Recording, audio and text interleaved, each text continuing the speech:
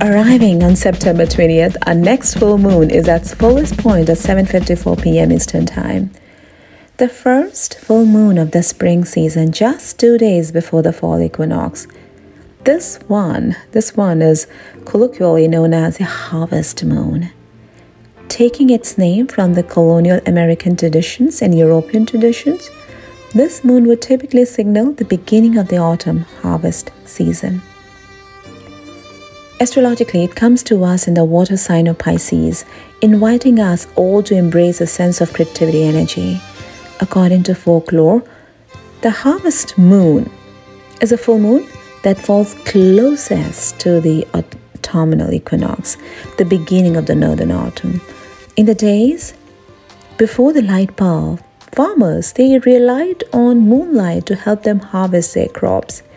Many crops ripen all at once in late summer and early autumn, so farmers find themselves extremely busy at this time of the year.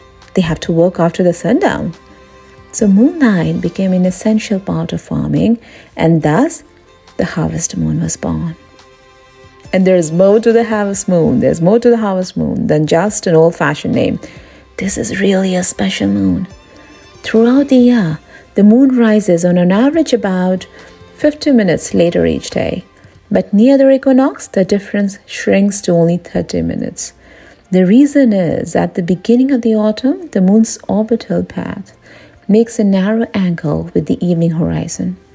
For several nights in a row, around the time of the harvest moon, the moon rises almost at sunset. And you know what happens? You know what happens when the moon rises at sunset? Low-hanging moons are reddened. They are reddened by clouds and dust. Not only that, they are swollen to outlandish size by the moon illusion, a well-known but still mysterious trick of the eye that makes low-hanging moon appear much larger than they really are. Now, when you add these effects together, the harvest moon often looks like a great pumpkin. The experience is repeated for several nights in a row around the equinox. A great pumpkin-colored moon rising in the east to end the day. And it is the most beautiful, beautiful moon of the year. Now, if you'd like to know more about what is the theme for this full moon, what's upcoming, what it has in store for you, what to do, what not to do during this full moon, then watch this video till the end.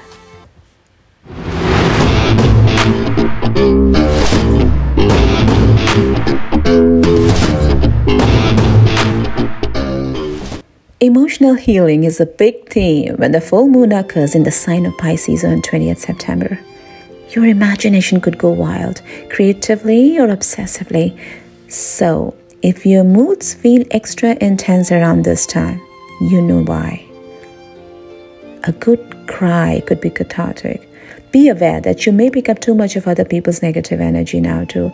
So set, save, limit if others appear to encroach upon your personal space, and avoid being a space invader yourself. This full moon has come to be known as a harvest moon. That makes September an ideal month to harvest the results of all the creative seeds you have sown or projects you started at the time of the Pisces new moon back in March. So water sign Pisces, they're symbolized by the fish and is ruled by the mystical planet of illusion, Neptune, and rules the 12th house of spirituality, karma, dreams, and private matters. People who have Pisces placements, they are super compassionate, empathic, emotional, artistic, and often psychic. They are creative, romantic dreamers who shamelessly flaunt rose-colored glasses as they flow through life. But they are wired to swim in the deep end of their own difficult, complex, at times painful emotions. And as major empaths, they tend to pick up other people's emotions and carry them around. So it can be a little too much for a sensitive fish person, which is why boundary setting is so necessary for their well-being. And that's something they have in common with their sister sign Virgo, which is a service-oriented sign known for being analytical and detail-obsessed. And although the maiden is often thought of as being more cerebral than spiritual, the sign also has a magical side. that you often fail to talk about. After all, it's ruled by Mercury, the only god who could travel to heaven, earth, and the underworld. So together, these two energies set the stage for what is referred to as the harvest moon, the full moon that occurs closest to the autumn equinox. A change of season falling at the same time as an emotional culmination spurring full moon can certainly be dramatic. But a key aspect of the lunar event is a positive, uplifting, optimism-bringing one. The planet of communication, Mercury, will form a harmonious trine to Jupiter, the planet of fortune, just an hour before the full moon, setting a jovial, sunny tone for our communications. So expect heartfelt, healing conversations with loved ones, the arrival of news you have been waiting on and wishing for, or animated brainstorms, and the ability to forge new productive connections. And it also bears noting that the moon cozies up to Neptune, its ruler, indicating amplified emotional sensitivity plus heightened intuition and psychic perception. Dreams could be more vivid, and it might be harder to tease out what's real from what's imagined. Follow these do's and don'ts to make sure you are able to harness the energies of this full moon. Let's start with don'ts. Do not ignore your dreams. Yes, practice dream work during this time. Pisces is dreamy. It's ruled by Neptune. It's that other part of our mind. You're going to be tired during this time for a reason. There is a work to be done on the astral plane. So naps are your best friend. But also it's really important to prioritize your sleep to allow the subconscious mind to work through things that you may have been repressing. You may have been repressing a lot of emotions. So your repressed emotions are going to show up in your dreams. You're going to feel things that you haven't consciously allowed yourself to feel in the past. So I really recommend leaving a dream journal by your nightstand. And then when you wake up, don't try to remember your dreams. Simply grab your journal and start to write on whatever comes to you. Words, symbols, colors, emotions. Write these things down, and then write about how you feel about them. This is really powerful. This is really powerful work during this time because your intuition is heightened. You're going to have these intuitive psychic dreams. Write them down and then revisit them in the future. And this is really important. I don't want you to act out on your dreams or act out on your intuition during this time. Do not take any action, even though your intuition is going to be heightened, because it's such a sensitive time. It's not the right time to act on your intuitions. But it is important to write down what you feel intuitively and analyze it to look at what's happening. But don't take any action until the moon is waning and emotions have calmed down. You want a more benevolent energy and maybe even a more neutralized energy when you're going to work through things based on your intuitions. So write everything down, all of your intuition, and then analyze it. Just really be self-reflective and act on it later when you're ready. Do not underestimate the power of the shadow work and self-reflection. The full moon is always a good time to do shadow work. This is a time when emotions are heightened, but this one is especially good as Pisces is sensitive. Pisces is emotional. Emotions will be even higher than usual, so we have easier access to understanding emotions, to feeling them. So I really recommend not projecting these emotions onto others during this time, not taking them out on anybody else, but rather really doing some self-analysis and some self-reflection. And you can do this. You can do the shadow work in whatever way you know. I recommend journaling. So dedicate an evening to yourself to fully immerse yourself into the process. Grab a pen, grab a paper, journal, or your computer to write down your thoughts. Create a safe space alone. This can be in your room with candles, incense, blankets, tea, water. Sit for a few minutes and think of all the things you don't like about yourself, all the things you reject. Feel into it deeply. I know it's painful, it's uncomfortable, and an embarrassing shock to the system. But you know what? The rewards of going into your darkest self hold a treasure more precious to your life than you can ever imagine.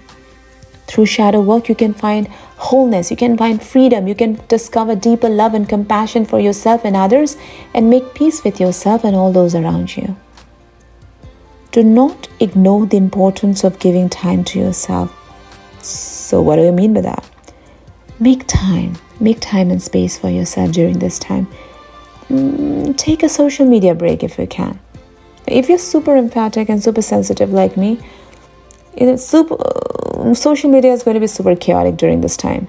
So it might not be conducive and good for you, for your healing or for your transcendence and for your growth to be on social media during this time.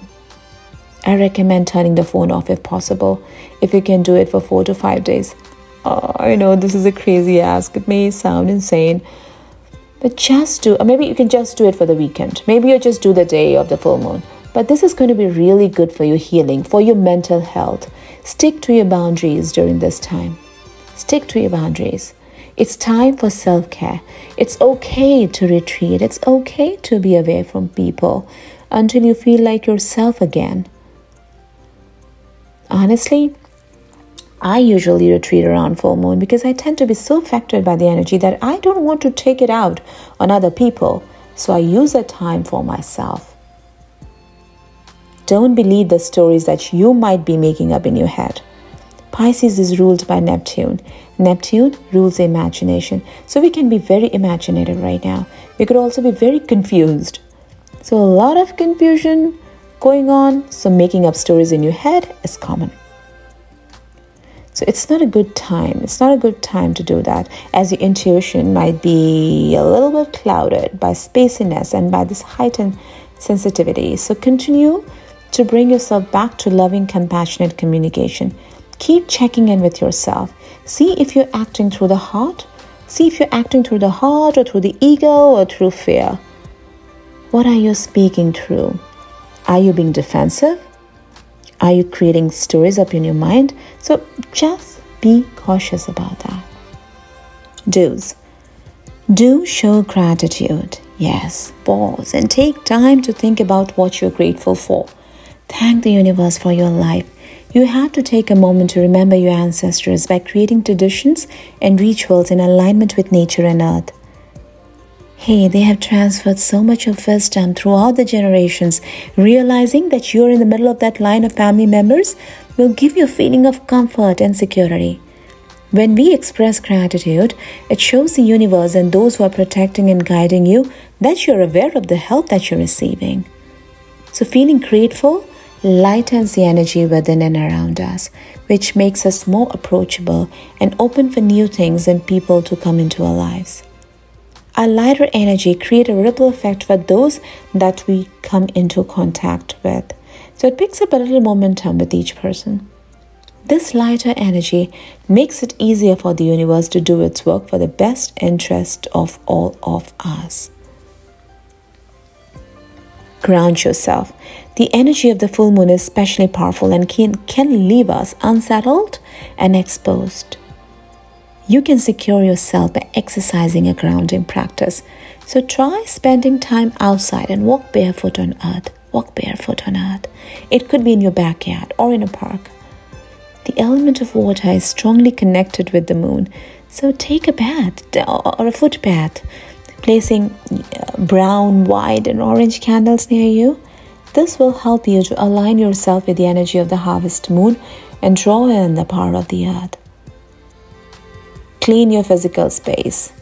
Cleaning your physical space of clutter is an excellent way to enhance your mental clarity. It also allows you to let go everything which no longer serves you, because sometimes the things that we keep also keep us. And by letting go, you create space for a higher understanding and you raise your energy level. Journal. Write down what burdens you. Writing down your thoughts, your feelings, your fears, and dreams is a first step of releasing negativity and practicing the manifestation of your positive goals. So write a letter to someone who hurt you and then burn or bury it in the soil during the full moon night. If you have fears or negative feelings which are not really connected to a particular person, you can do the same exercise. Just write down your thoughts and you can flush your paper in running water. This way you can clear out hurt feelings and the burden they bring and consciously remove them from your life. Meditate. Meditation allows you to access your intuition so that you become calm and still and will be able to hear your inner wisdom.